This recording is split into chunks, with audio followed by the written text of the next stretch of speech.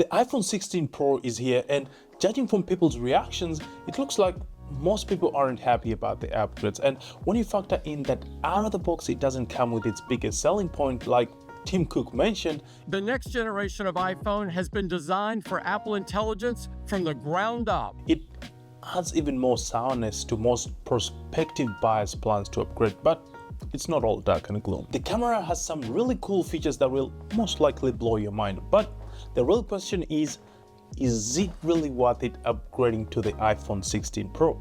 Buckle up and let's go for the ride. First things first, let's unbox it and see what you get. Pulling it out of the packaging, you'll notice it's a slightly bigger box when put next to the iPhone 15 Pro box, obviously because of the bump in size from 6.1 inches to 6.3 inches, and if you'd ask me, I think 6.3 inches is the sweet spot in terms of size for the standard Pro iPhone. After tearing the cell strips, inside is the iPhone 16 Pro in black titanium, which has been my go-to colorway since the iPhone 13 Pro. Underneath that is the USB-C to C charging cable, which has a slightly different layout compared to the circular one we've seen in most of the previous gen iPhones. Then, for whatever reason, Apple didn't see the need to add the knots in my package.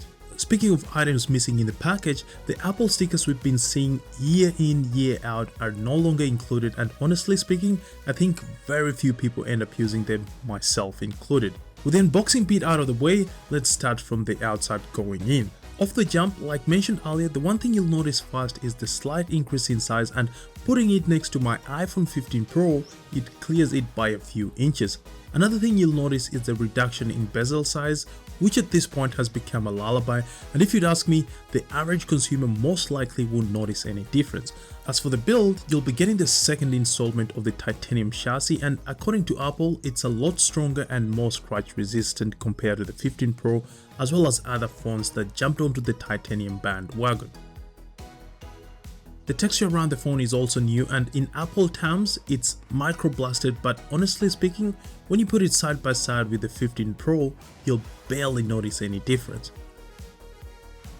The one change that is much welcomed on the 16 Pro is the new machined chassis that maximizes thermal capacity and is combined with a graphite-clad aluminum substructure that adds a 20% improvement in sustained performance.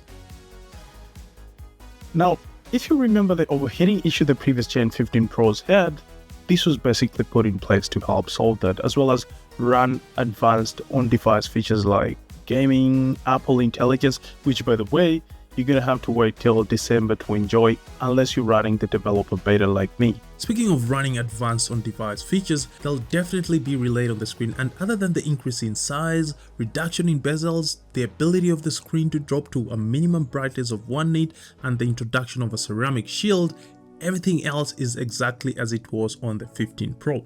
For those who need a reminder about the specs, the 16 Pro boasts the following features: a 120Hz refresh rate, a Super Retina XDR display with a wide P3 color gamut, haptic touch, just to name but a few. As for the new features, minimum brightness dropping to 1 nit is actually a good feature, and it would come in handy during those early mornings when you grab your phone and don't want to be blinded by the screen brightness.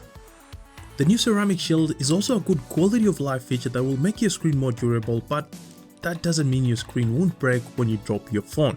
If anything, I'd recommend fortifying it even more with a screen protector for the screen as well as the camera lenses, otherwise your phone might end up looking like my iPhone 13 Pro.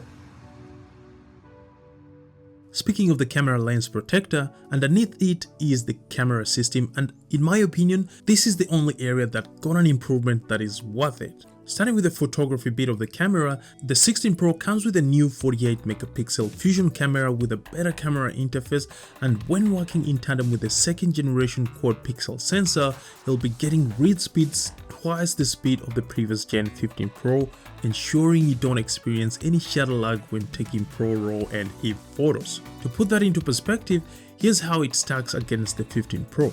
As you can see, I'm snapping photos of this levitating plant, and you can clearly tell the 16 Pro is a lot faster, but to be honest, I doubt that's an improvement that the average consumer will find useful.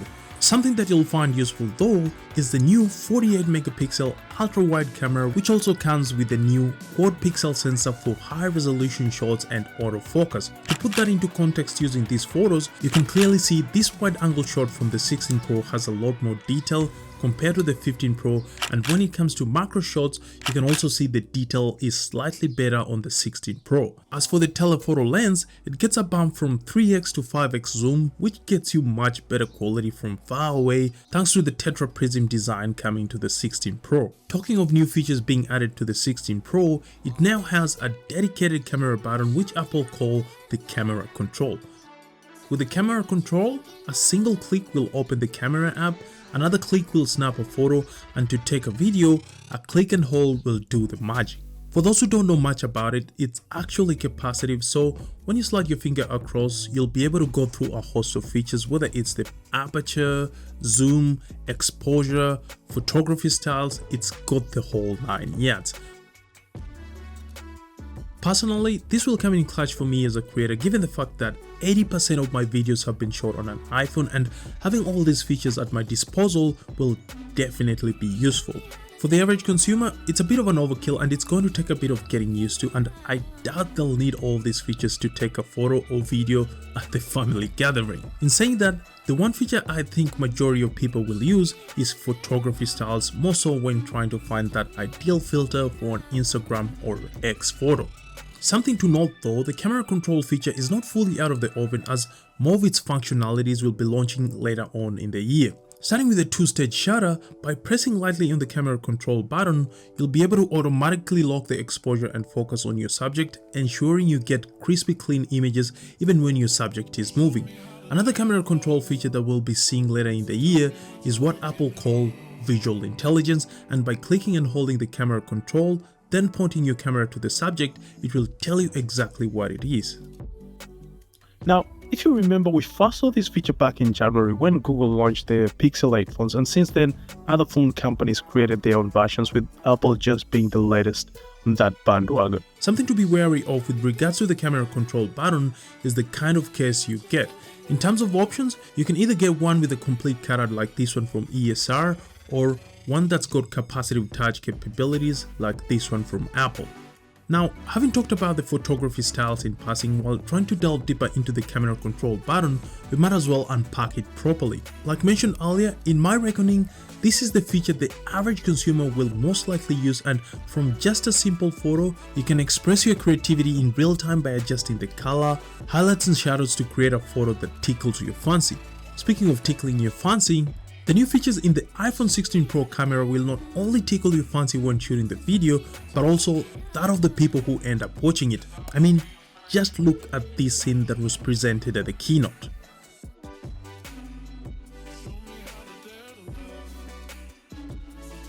Honestly speaking, for the untrained eye, it would be hard to tell that was shot on the iPhone 16 Pro. Ladies and gentlemen, say hello to shooting 4K at 120Hz, a bump from 4K at 60 FPS, which we saw in the previous Gen 15 Pros. But there's a catch I'll talk about a little later in the video. For those wondering, this is made possible by the fastest sensor of the 48 megapixel Fusion camera and the high transfer speed of the camera interface. I also like that I don't have to pick the frame rate beforehand, because with the 16 Pro, I'll be able to change the playback speed after the fact. Speaking of the playback speed, this is where the catch I talked about a little earlier comes in. The higher up you go in terms of frame rate, the bigger the file size, and for context, I took a 5-second video of this levitating plant, and the higher up I went in frame rate, the bigger the file sizes got. If you'd ask me, I think this is super important to note, because over time the average consumer might take slow motion videos at 4K 120 FPS and wonder why their phone storage gets filled up so fast. Moving along, while the 16 Pro can shoot exceptional video, as most of you would know, sound is 50% of the viewing experience, and the 16 Pro takes it to a new level thanks to the new hardware, software and intelligence innovations it comes with. Starting with hardware, the 4 studio quality mics provide a much lower noise floor, and this results in true to life audio with reduced noise when shooting your videos, and it gets even more interesting. Thanks to the new audio mix feature that is powered by Apple Intelligence, you'll be able to adjust your video audio to sound better, and to put that into context, I'll go through the different audio settings using my home living room setting. So I've got my TV playing, water trickling down the sink, some meat boiling on the gas, and my fridge humming. Without changing anything, this is the standard mode. Then when I enable link frame, it isolates the sound of whatever is in frame. Case in point, my voice is isolated from the rest of the background noise with very little white noise coming through. As for Studio Mix, it removes all the background noise and it sounds as though I'm in a studio. For the creatives out there, this kind of works the same way as Adobe Audio Enhancer or Podcaster. That aside, Cinematic makes it feel as though you're watching a movie. Case in point, you can still hear the TV in the background, the fridge humming, the water boiling, but my voice remains on top of the sound mix. Again, if you'd ask me, they're really good features for the creatives and filmmakers out there, but for the average consumer, I don't see them using these features that much. Moving along, all these next-gen camera features and Apple Intelligence wouldn't be able to come to life without a force to power them, and in the case of the 16 Pro, it starts with the new machined chassis working in tandem with the graphite-clad aluminum substructure, and together they help maximize thermal capacity, resulting in a 20% improvement in sustained performance, which makes CPU and GPU intensive tasks like Apple Intelligence, gaming, and all the new camera features a breeze to use. With the housing to sustain such features already in place, Apple upgraded the brains to the A18 Pro chip, and this is what enables many of the features that are unique to the 16 Pro. As for the changes in specs, there's nothing new compared to the previous Gen 15 Pro other than a 17% increase in the total system memory bandwidth and a 20% faster GPU and CPU. As for the battery, the increase in size obviously means a bigger battery, but what makes it a lot better than the previous Gen 15 Pro is the new machined chassis and graphite-clad aluminum substructure that I've already talked about extensively, and hopefully this will sort out the overheating problem the 15 Pros had. When it comes to battery life, again, the features I just mentioned together with the efficiency of Apple Silicon will ensure the 16 Pro's battery lasts longer than its predecessor, coming in at 27 hours of video playback compared to the 23 of the previous Gen 15 Pro. When it comes to charging, the 16 Pro got a slight bump in wattage when wirelessly charging, moving up from 15 watts to 25 watts. Something to note though, until third-party suppliers release MagSafe chargers that can support that, you'll have to splurge on the Apple one, then find a charging brick that can dish out 30 watts at the very least. As for wired charging, it also got a bump to 45 watts from 20 watts we had in the previous 15 Pros, and that pretty much wraps up the 16 Pro charging. Okay, moving on to Apple Intelligence. As mentioned by Tim Cook at the start of this video, The next generation of iPhone has been designed for Apple Intelligence from the ground up. this is the biggest selling point of the iPhone 16s, but out of the box, you won't be able to use it unless you're running it on a developer beta like me. That aside, some of my standard features include writing tools, which is available system-wide regardless of the app you're using, and I can see how important this will be when it comes to setting the tone for an email, proofreading, or summarizing a massive paragraph into a bite-sized piece. Cleanup is also another one that I'm looking forward to use, and this will come in handy when unwanted distractions sneak into my photos. In saying that, it's still not perfect, as on some occasions it tends to leave an unsightly smudge on the photo, which is a bit ironical when its main function is to clean up photos. The new Siri is also another upgrade that's been long overdue, and thanks to better language capabilities, Siri will now understand what you're trying to ask. For instance, when you wrongly pronounce a word, Siri will still figure it out, which is a much needed change from the response it's always been giving us. Here's what I found on the web. I also like the fact that Siri now has contextual understanding when you give it prompts, and that also trickles into personal stuff. For example, if you've got a friend visiting and you can't remember their estimated time of arrival, you can ask Siri to pull up the info from your chats, and in a matter of seconds, Siri will spit it out to you. And if you're in a public place and don't want everyone to know who's coming, you'll now be able to type to Siri and get responses by simply double tapping at the bottom of your screen. That said, you don't necessarily need an iPhone 16 to experience these features. An iPhone 15 Pro is more than capable to perform these functions. With pretty much everything about the iPhone 16 Pro laid out, it's time to answer the question I asked at the very beginning: is it really worth it upgrading to the iPhone 16 Pro? Well, my answer to that is it's quite nuanced, depending on your use case and the iPhone model you currently own.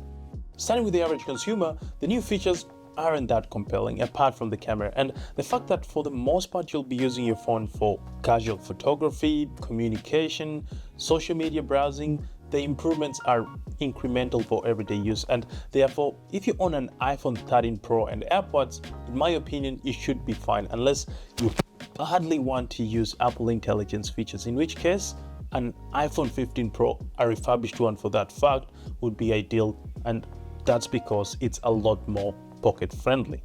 For the tech enthusiasts and cinematographers who constantly push their phone's boundaries, whether through gaming, videography, multitasking, the iPhone 16 Pro will exceed your expectations thanks to the features I've talked about throughout the video, like advanced camera system, faster chips, the list goes on and on. Well, there you have it, peeps. I hope you enjoyed and found this video helpful, and as always, don't forget to like, subscribe, share and click the notification bell to get notified whenever I post a new video. To learn everything about all the iOS 18 features, check out this video.